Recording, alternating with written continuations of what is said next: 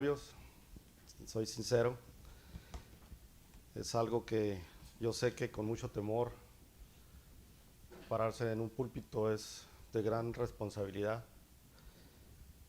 y de verdad sí estoy muy nervioso.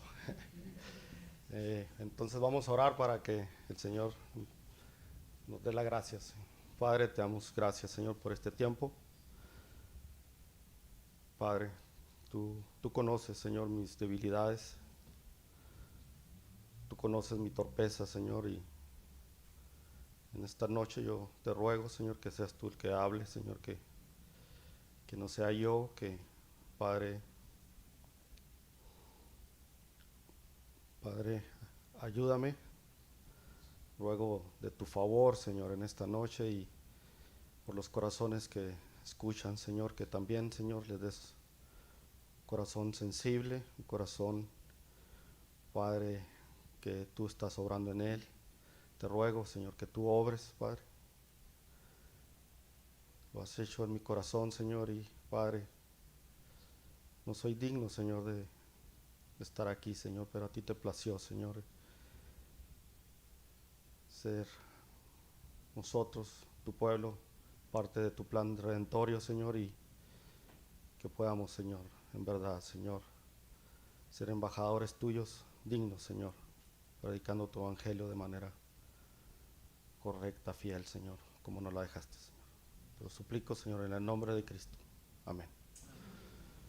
Bueno, esta noche yo terminé con este mensaje, soy sincero, son eh, de libros que he leído, que he escuchado y resúmenes por aquí, por allá.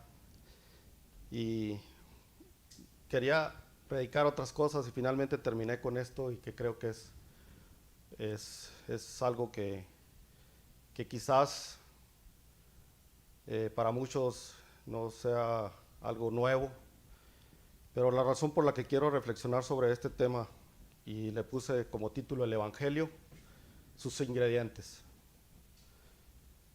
es que quizá para muchos es claro, pero la realidad es que la mayor parte de la cristiandad está engañada respecto al estado de su alma eterna ante Dios y eso ha sido una carga para mí en muchos años. Y esto es debido a que muchas veces en los púlpitos hemos predicado o hemos escuchado un evangelio reducido en el mejor de los casos y en muchas ocasiones, muchas veces, en mayor de los casos, un evangelio adulterado. Solo lo digo a los que venimos muchas veces de otros contextos, de otros evangélicos, y que en mi caso pues he caído ahí, de ahí vengo. Quiero empezar con una pregunta. ¿Sabía que los ingredientes que componen la sal casera que usamos todos los días son un veneno mortal si se consumen por separado? El cloro, el sodio, y que pueden causar incluso la muerte. Pero cuando se combinan estos elementos se convierten en una bendición en la forma de sal, la cual purifica, da sabor, preserva y es usada de tantas maneras diferentes. ¿A quién no le gusta la sal? Es lo mismo con el verdadero evangelio. El evangelio de la gracia de Dios, el evangelio de Jesucristo, el Hijo de Dios. Podemos predicar a Cristo y su sangre para el perdón de los pecados, engañando al pecador, si no le contamos que la muerte de Cristo significa la muerte también para Él mismo y sus costumbres, la muerte al pecado. Si no le contamos el costo de seguir a Cristo, si no le contamos del Dios santo, santo, santo, absolutamente separado de nosotros, y lo que demanda de nosotros, de su ira santa, su justicia, etcétera. Si no incluimos todos los ingredientes en el mensaje, lo que predicamos se puede convertir en un veneno mortal para su alma que lo condena en lugar de salvarlo. Y es así que en esta noche quiero iniciar diciendo que el Evangelio es un mensaje acerca de Dios. ¿Por qué? Porque nos cuenta este mensaje, quién es Él, cómo es su carácter, cuáles son sus normas y qué requiere de nosotros, sus criaturas. Nos dice qué le debemos nuestra existencia, que para bien o para mal estamos siempre en sus manos y bajo su mirada, y que nos hizo para adorarle y servirle, para expresar nuestra alabanza, para vivir para su gloria. Esta verdad, hermanos, es fundamental, y hasta que no se comprenda, el resto del Evangelio no será convincente ni muchas veces relevante. Hermanos, Dios es Señor y Rey sobre su mundo. Gobierna todas las cosas para su propia gloria, demostrando sus perfecciones, sus atributos, o como usted le quiera llamar, en todo lo que hace, a fin de que tanto hombres como ángeles le rindan adoración y alabanza. Tendremos que referirnos a las perfecciones de Dios, sus atributos, los aspectos de su carácter moral. Es así que tendremos que explicar de lo que le agrada. Siempre en nuestro mensaje del Evangelio tenemos que explicar de lo que le agrada, de lo que le ofende, lo que despierta su ira, lo que le da satisfacción y gozo.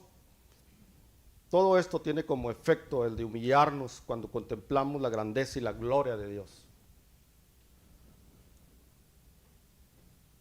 Gracias.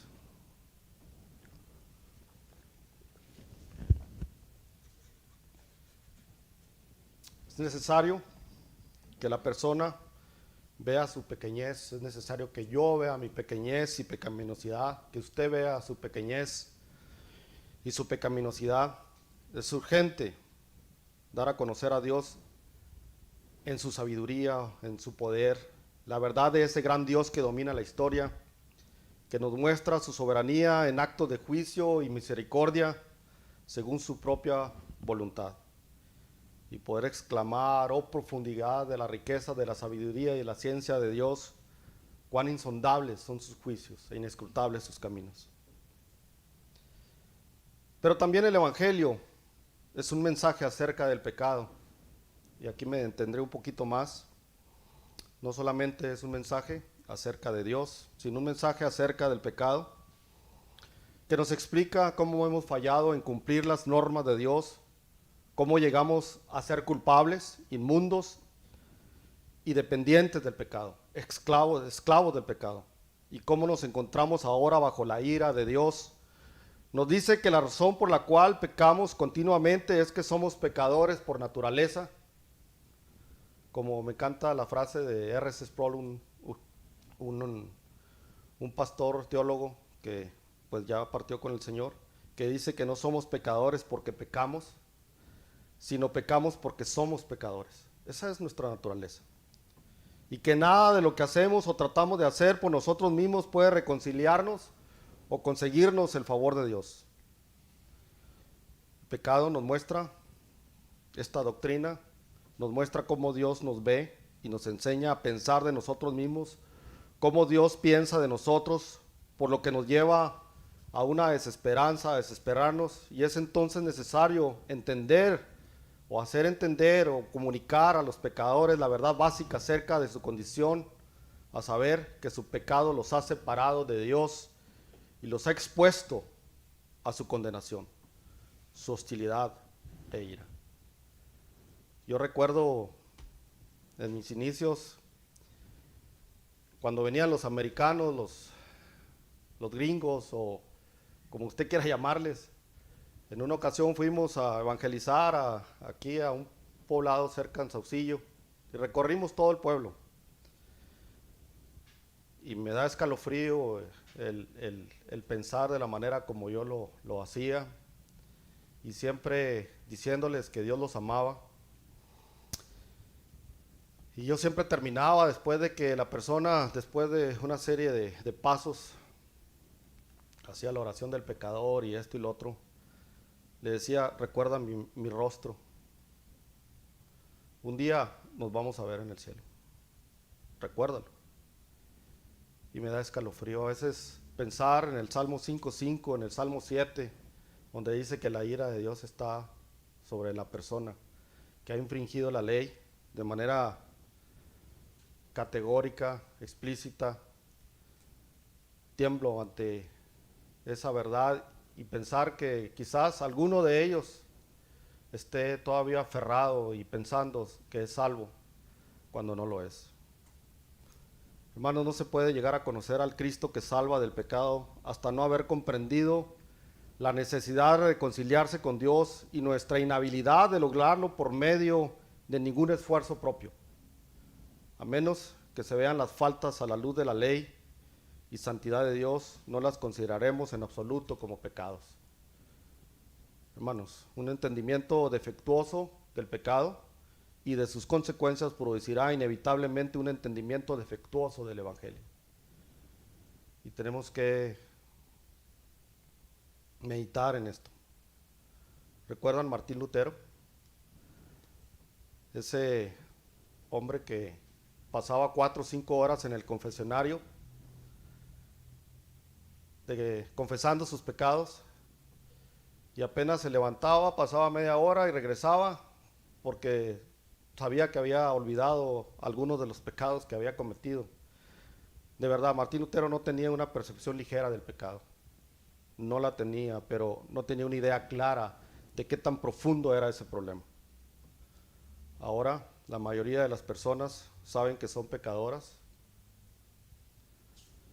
pero se ofenden cuando les decimos que estamos dañados hasta la raíz. Por lo que es necesario darse cuenta que el pecado ha dañado al hombre desde el asiento mismo de su personalidad, que su corrupción es radical y que amerita una solución radical. Estamos dañados hasta la raíz. De verdad, hermanos, no es motivación lo que nosotros necesitamos. Échale ganas. No, es una vida nueva, es un nuevo corazón. Entender que el pecador está muerto en sus delitos y pecados, que somos esclavos de nuestras pasiones, que somos enemigos de Dios, totalmente impotentes para inclinarnos a nosotros mismos a querer buscar la gloria de Dios o a querer hacer su voluntad. En Romanos, los primeros 3 capítulos del libro, el apóstol Pablo hace un esfuerzo impresionante para poder encarcelar al hombre y que pueda decir culpable. Creo que Romanos 3 es una biografía perfecta de lo que es el hombre.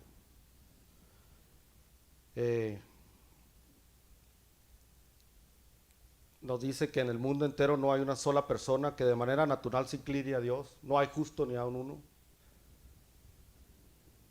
No hay quien entienda, no hay, dice el apóstol.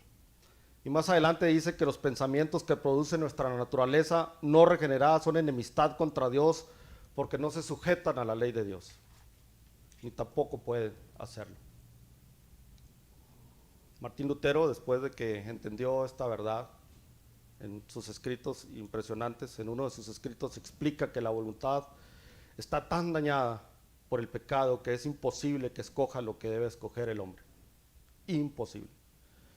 Si el hombre, sí, yo estoy completamente de acuerdo que el hombre escoge libremente lo que quiere escoger, pero su voluntad está tan dañada por causa del pecado, yo estoy tan dañado por causa del pecado que es imposible que escoja lo bueno.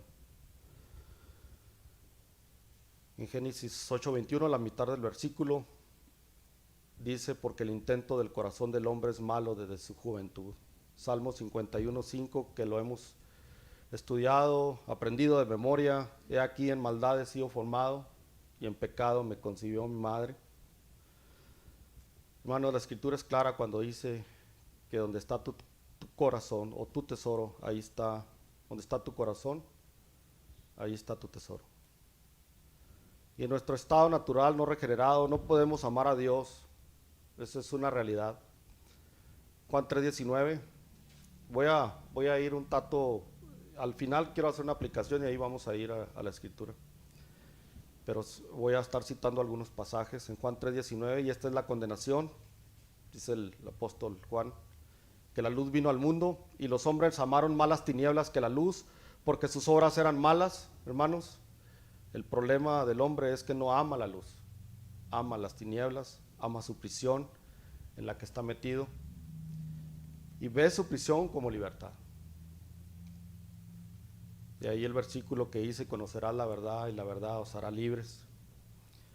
Su entendimiento está dañado, su voluntad está dañada, sus emociones están dañadas.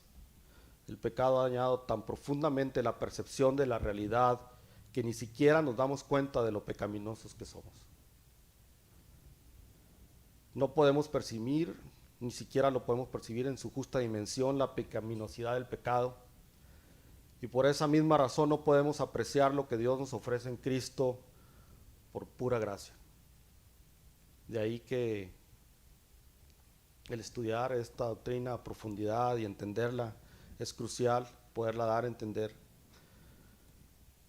A menos que Dios abra nuestros ojos, que Dios transforme nuestra voluntad por el poder del Espíritu Santo a través de la predicación del Evangelio, regenerando el corazón de la persona, no sucederá nada. Esta es la realidad, hermanos. Dos padres pecadores engendran un hijo. Yo veo a Axel, y aunque parezca un angelito, solo hay que darle tiempo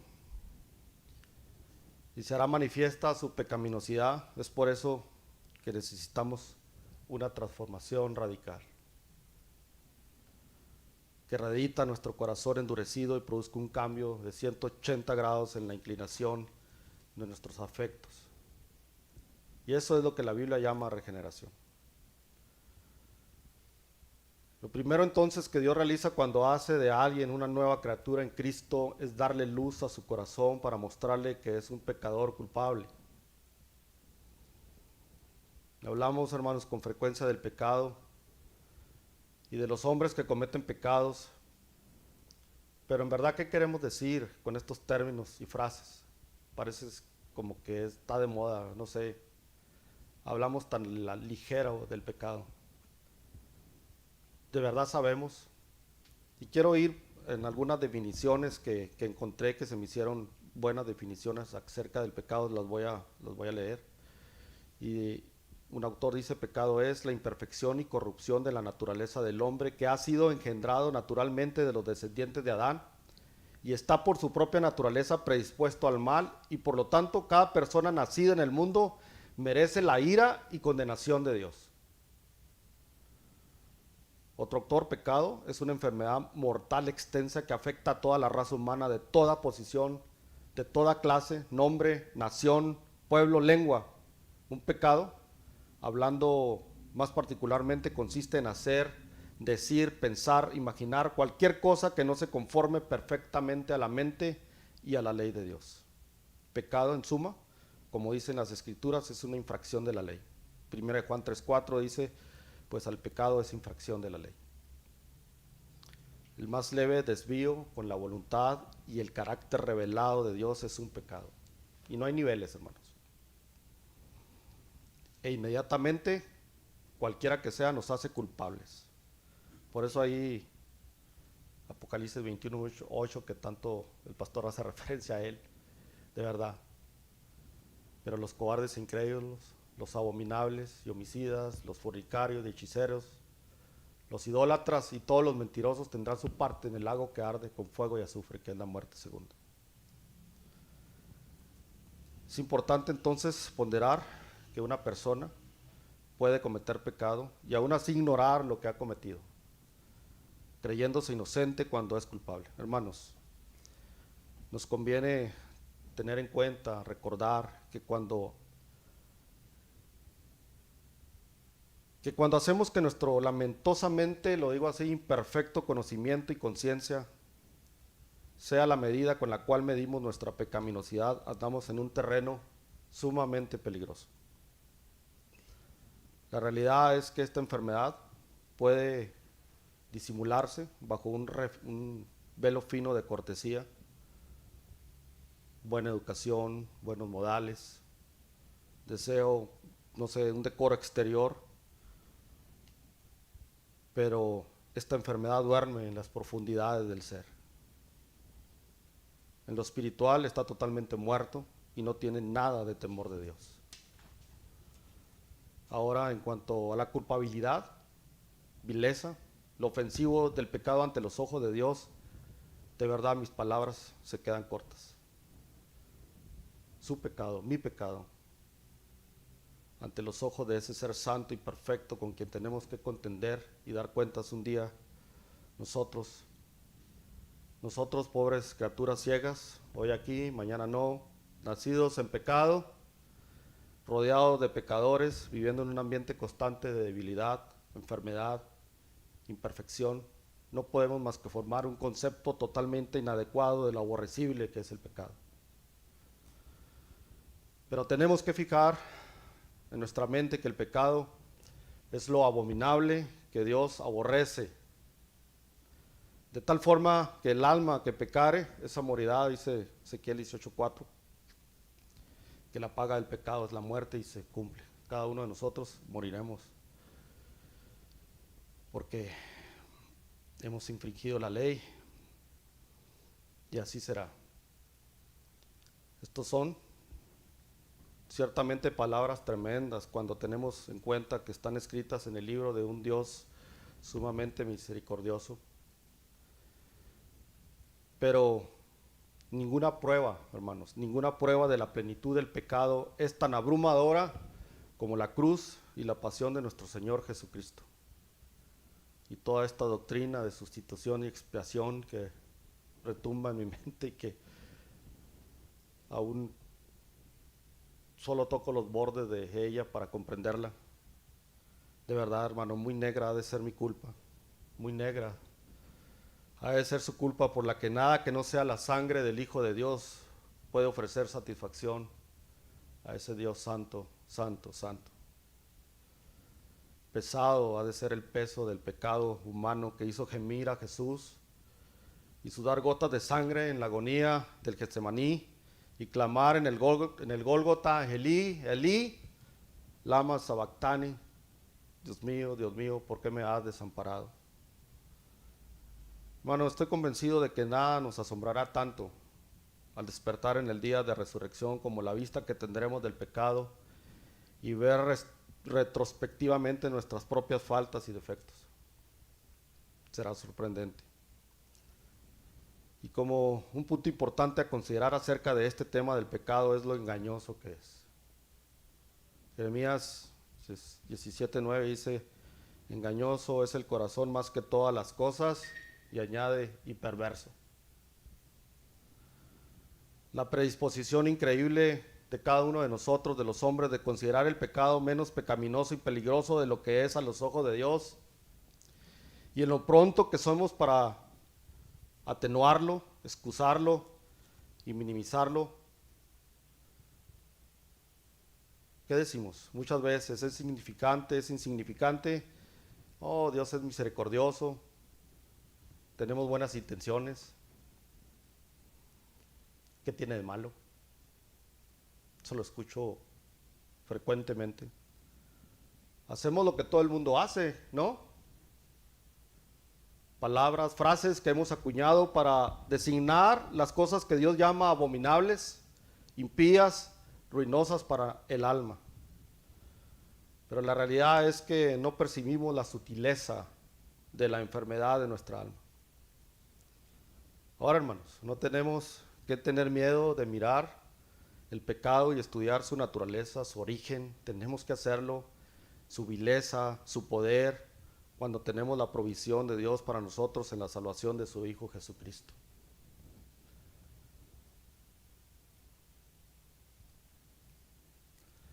Yo cuando hablo digo, yo soy un pecador empedernido, y cuando platico con los hermanos, pues que era muy pecador, hermano, pues el peor de todos, le digo. Aunque Pablo decía que era el peor, le dije, pero todavía no nacía yo. Eso es cierto.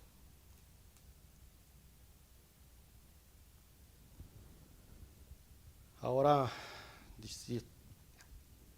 El Evangelio es un mensaje acerca de Dios. El Evangelio es un mensaje acerca del pecado y también el Evangelio es un mensaje acerca de Cristo. Si conocemos una sana doctrina acerca de Dios, del pecado,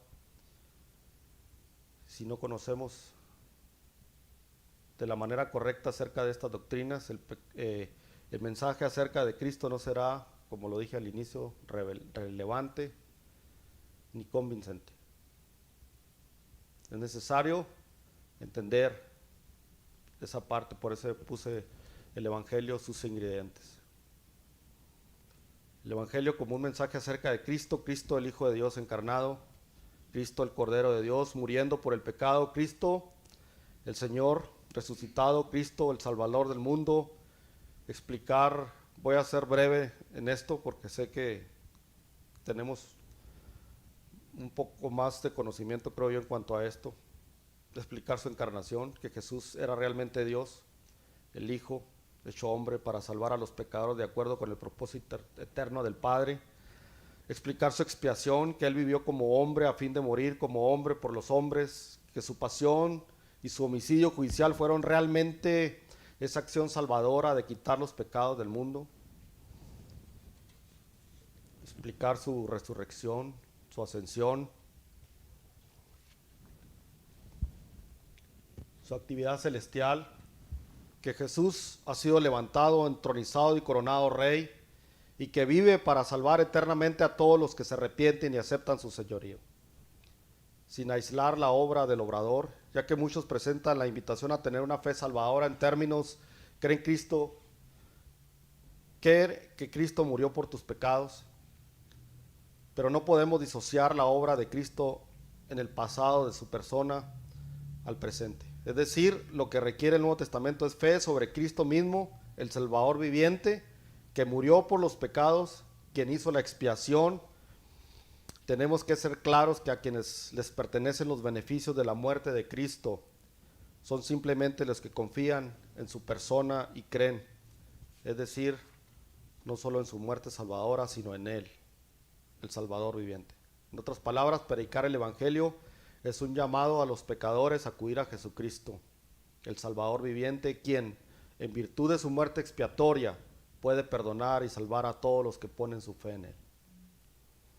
El Evangelio entonces es un mensaje acerca de Dios, es un mensaje acerca del pecado, es un mensaje acerca de Cristo, que se tiene que especificar y que quede bien claro es sencillamente que la muerte de Cristo es el fundamento sobre el cual Cristo perdona. Pero también el Evangelio es un llamado a la fe y al arrepentimiento. Todos los que escuchan el Evangelio son llamados por Dios a arrepentirse y creer.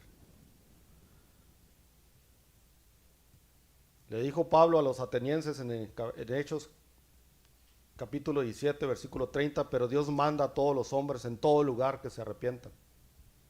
Pero también en 1 Juan 3:23 leemos, y este es su mandamiento, que creamos en el nombre de su Hijo Jesucristo. Quiero que observe que el arrepentimiento y la fe pasan a ser una cuestión de deber por el mandato directo de Dios. No hay opción. En otras palabras, la fe y el arrepentimiento son acciones.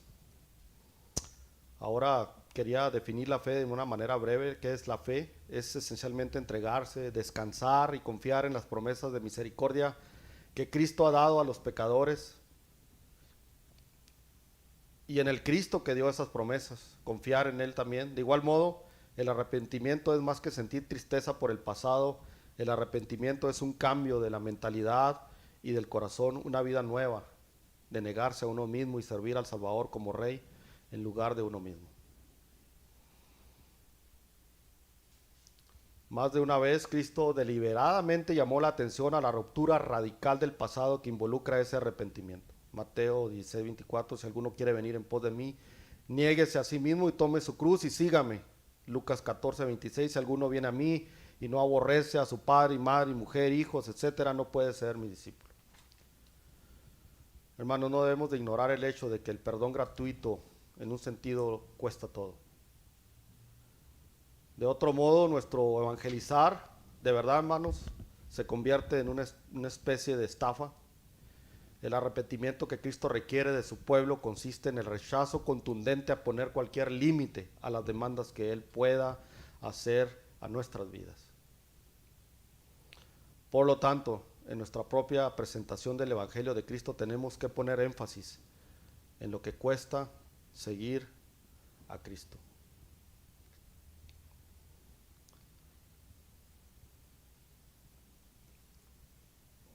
Algo que debe taladrar, hermanos, nuestras conciencias, que cuando esta vida se acabe o Cristo vuelva, la puerta del arrepentimiento, al igual que de la fe, se cerrará. Ya no habrá más oportunidad. Platicaba con la hermana Chayito Alejandra en una ocasión ahí en la puerta acerca, y me decía, es que mi papá, mi mamá, ellos creen que están bien, tengo carga por ello, Alejandra, y a raíz de eso, por eso quise abordar este tema también y poner carga en que tenemos que ser expertos en poder comunicar el Evangelio de manera correcta. El Evangelio es un mensaje acerca de Dios, es un mensaje acerca del pecado, es un mensaje acerca de Cristo, pero también es un llamado al arrepentimiento y la fe.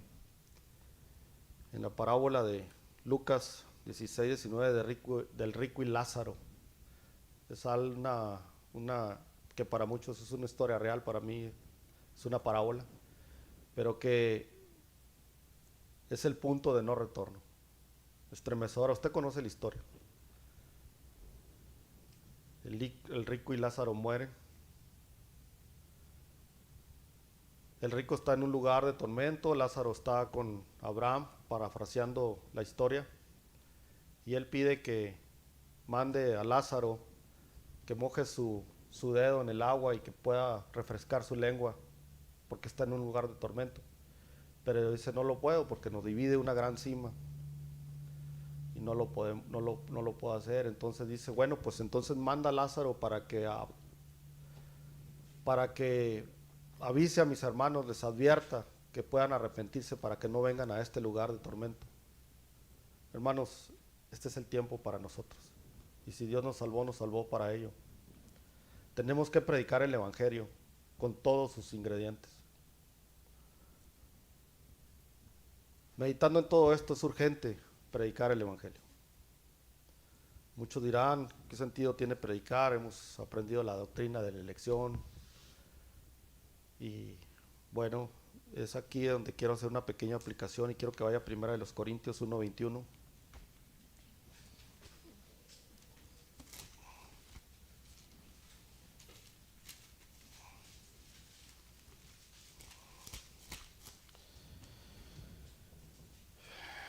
Primera de los Corintios 1:21.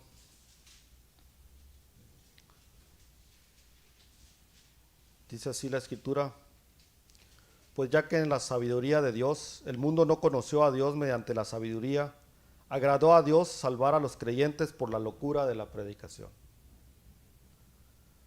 Es decir, Dios, el que obra, pero Él obra a través de medios, y el medio a través del cual produce la regeneración es la predicación de la palabra de Dios. Instrumento asignado por Dios para que el Espíritu Santo lleve a cabo su obra en nosotros. Vaya a Santiago, por favor.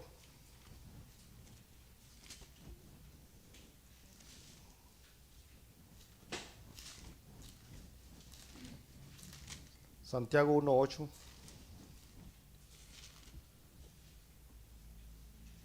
Y dice la escritura, Santiago 1:18. 1:18.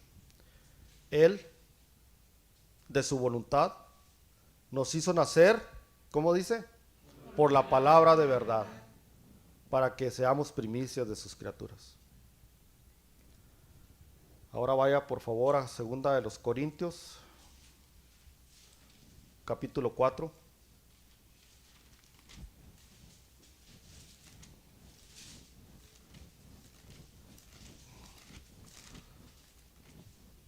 Versículo 3 y 4. 2 de Corintios 4, 3 y 4. Dice la escritura: Pero si nuestro evangelio está aún encubierto, entre los que se pierden está encubierto, en los cuales el Dios de este siglo cegó el entendimiento de los incrédulos, para que no les resplandezca la luz del evangelio de la gloria de Cristo, el cual es la imagen de Dios. Hermanos, el problema del hombre incrédulo es que está completamente ciego al resplandor de la gloria de Dios en Cristo. Y Satanás se encarga manteniéndolo cegado para que no pueda ver la luz del evangelio de Cristo, es lo que el apóstol nos está diciendo aquí. Porque sabe que esa gloria es transformadora. Ahora quiero que vaya ahí, un poquito atrás, en el 2 de los Corintios 3:18, para que vea lo que sucede en nosotros. Ponga atención a lo que dice el pasaje. Dice: por tanto, nosotros todos, mirando a cara descubierta como en un espejo la gloria del Señor, somos transformados de gloria en la misma imagen por el Espíritu del Señor. Lo que Pablo está diciendo es que para que el pecador sea regenerado, escucha esto, hecho una nueva criatura, él tiene que ver lo que ahora no ve. La gloria de Dios en la faz de Jesucristo, y esa gloria se revela cuando el evangelio de Jesucristo es fielmente predicado.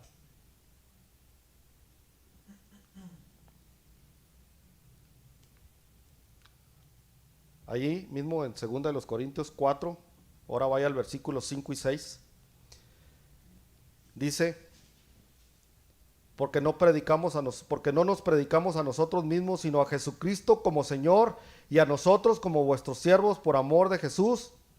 Escuche esto: porque Dios, que mandó que de las tinieblas resplandeciese la luz, es el que resplandeció en nuestros corazones para iluminación del conocimiento de la gloria de Dios en la faz de Jesucristo. Hermanos, este es el verdadero milagro. Lo que Pablo está diciendo es que cuando el evangelio es expuesto, el Espíritu Santo viene a los pecadores elegidos, y así como Dios dijo en el principio, sea la luz, en Génesis 1:3, y fue la luz. El Espíritu Santo viene al pecador y le dice, sea la luz, y de repente ellos pueden ver lo que antes no habían visto. Que nuestro Señor Jesucristo posee una gloria que le hace el ser más atractivo de todo el universo. Él es precioso. Esa es la verdadera conversión. El Espíritu Santo abre nuestro entendimiento para ver primeramente nuestra pecaminosidad, ver nuestra condición delante de Dios y por otro lado, para que podamos entender qué fue lo que Dios hizo en Cristo para salvarnos, solo por gracia, solo por medio de la fe, y te aferras a Él, como el que se ahoga en un río, que le avientas una cuerda. Él es precioso. Y entonces podemos exclamar: ¿quién nos podrá separar del amor de Cristo? Nadie. Y entonces Juan 10, 27 al 29 dice: mis ovejas oyen mi voz, y yo las conozco y me siguen, y yo les doy vida eterna, y no perecerán jamás, ni nadie las arrebatará de mi mano. Mi Padre que me las dio es mayor que todos, y nadie las puede arrebatar de la mano de mi Padre. Es por eso, hermanos, que nuestra tarea como evangelistas, como predicadores, y que cada uno tenemos una labor de hacerlo, no es hacer que la gente se fije en nosotros. No, nuestro trabajo es predicar fielmente el evangelio. Porque la gloria de Cristo que ahí se revela pueda ser vista claramente. Hermanos, si queremos ver de verdad, si queremos ver el Espíritu Santo obrando con poder en nuestra iglesia, en nuestras familias, en nuestros hijos, en nuestro trabajo, tenemos que regresar a la pureza del evangelio que nos fue conferido. Tenemos que estudiar su evangelio. Hemos tocado solo los bordes ahora. No es algo como que ya. Hermanos, tenemos que estudiar el evangelio. El Evangelio es un mensaje acerca de Dios. Tenemos que aprender acerca de Dios, sus atributos, su carácter, sus perfecciones. Es un mensaje acerca del pecado. Tenemos que estudiar el pecado de manera profunda. Es un mensaje acerca de Cristo. Es un mensaje acerca del arrepentimiento y fe. Y también, hermanos, tenemos que estar apercibidos de que si el Espíritu Santo, y esto escúchelo bien, tenemos que estar apercibidos de que si el Espíritu Santo no regenera el corazón, yo no puedo hacer nada. Por más hábil que sea para predicar la palabra, yo no puedo hacer nada, solo predicar. Hermanos, nada puede levantar un muerto fuera de la obra del Espíritu Santo en el corazón incrédulo, en lo absoluto. Cuando predicamos el Evangelio, estamos predicando como lo Ezequiel. Quiero que vaya ahí, con eso voy a terminar. Ezequiel, capítulo 37.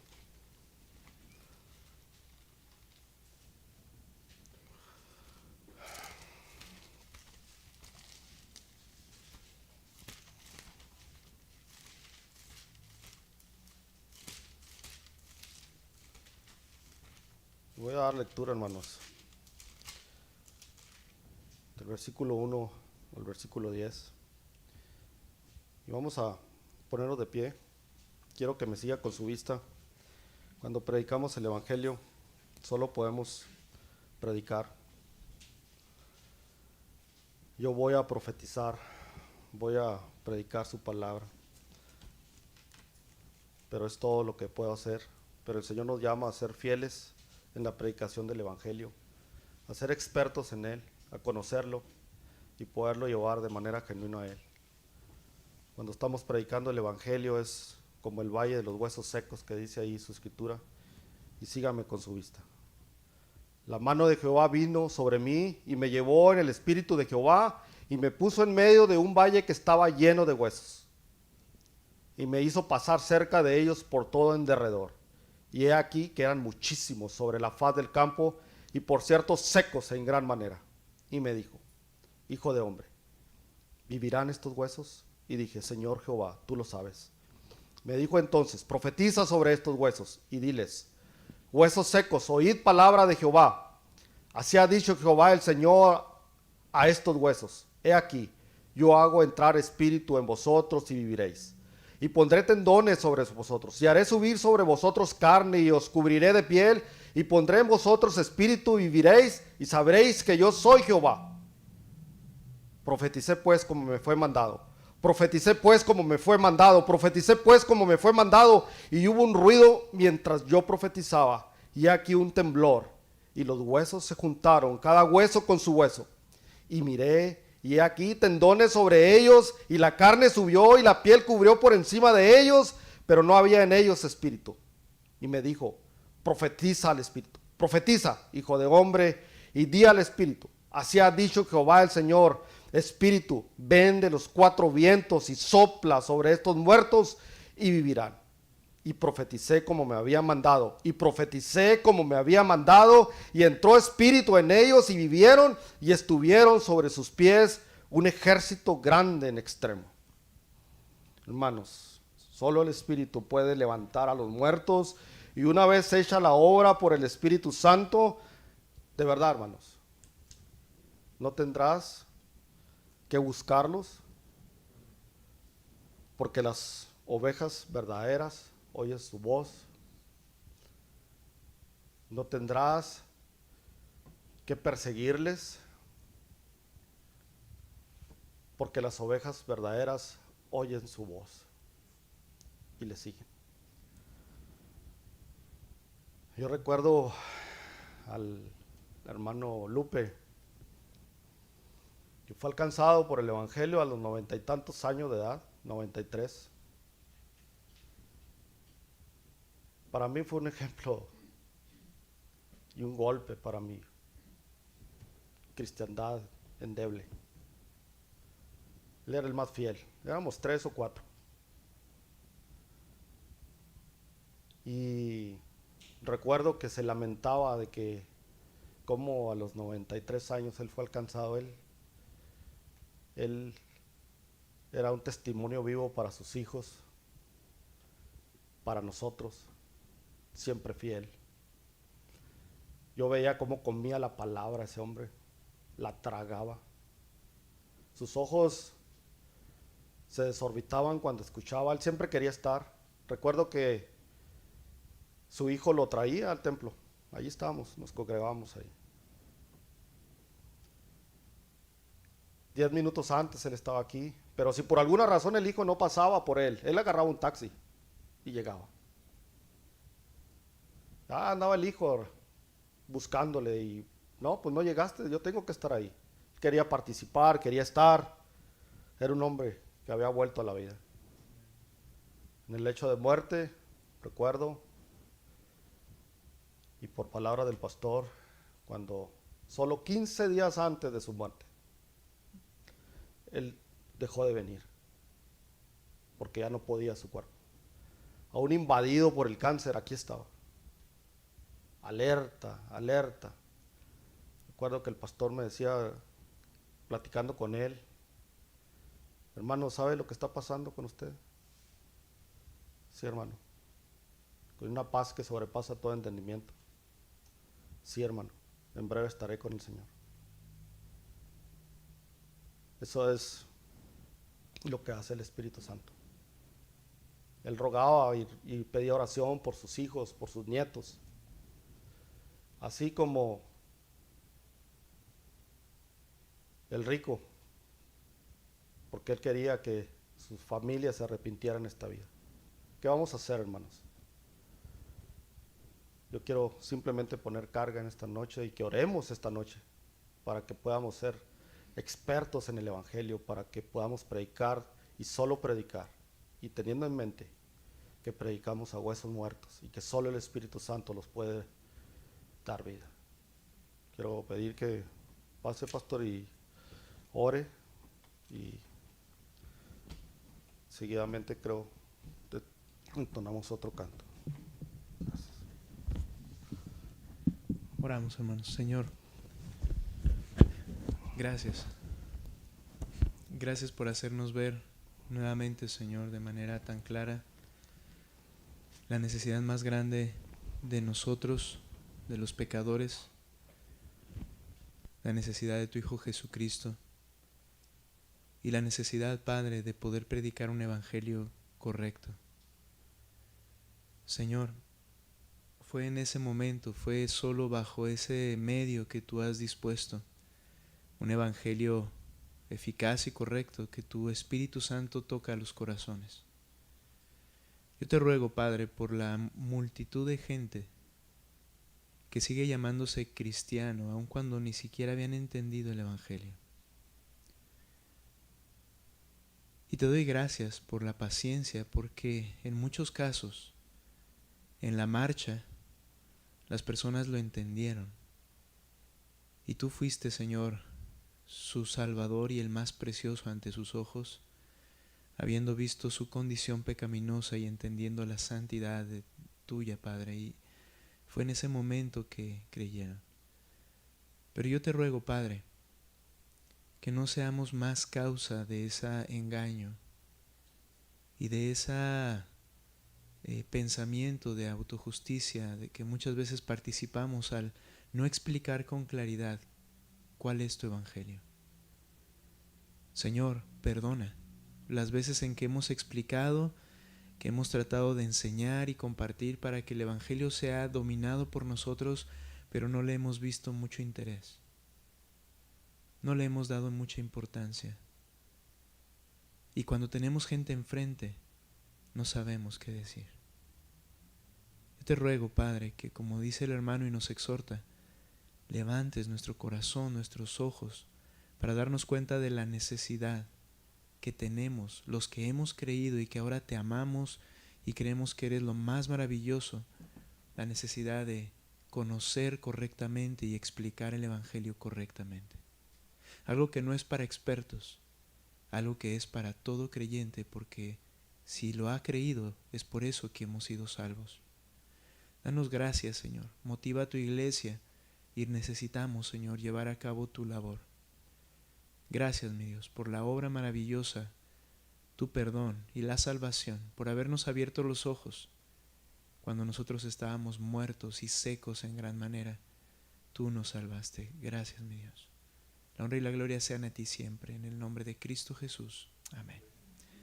Gracias a Dios por su palabra. Gracias, hermano. Y vamos a cantar. Estamos ante el trono del Rey de Reyes, Señor de Señores.